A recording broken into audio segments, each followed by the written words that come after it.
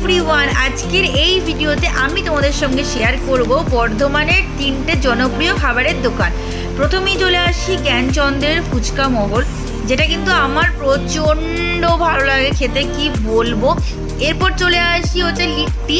তো অনেক ধরনের লিট্টি কিন্তু আমরা খেয়ে থাকি, সেটা বেশিরভাগই কিন্তু থাকে পোড়া, বাট এটা কিন্তু একদম ভাজা লিট্টি।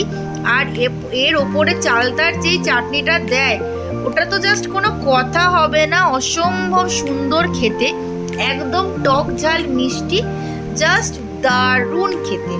এরপরে চলে আসি সবার জনপ্রিয়, সেটা হচ্ছে রামপ্রসাদের দোকান। এখানে কিন্তু এখনো 10 টাকা করে রেখে দিয়েছে কোল্ড কফি বা লস্যি। তো আমি এখান থেকে 10 টাকার কোল্ড কফি নিয়ে নিই, যেটা কিন্তু ভীষণ রিফ্রেশিং ছিল, আর ওপরে আইসক্রিমের একটু স্কুপও দেওয়া ছিল। তো তোমরা বলো তোমাদের কোনটা ফেভারিট। তো আজকের জন্য বাই।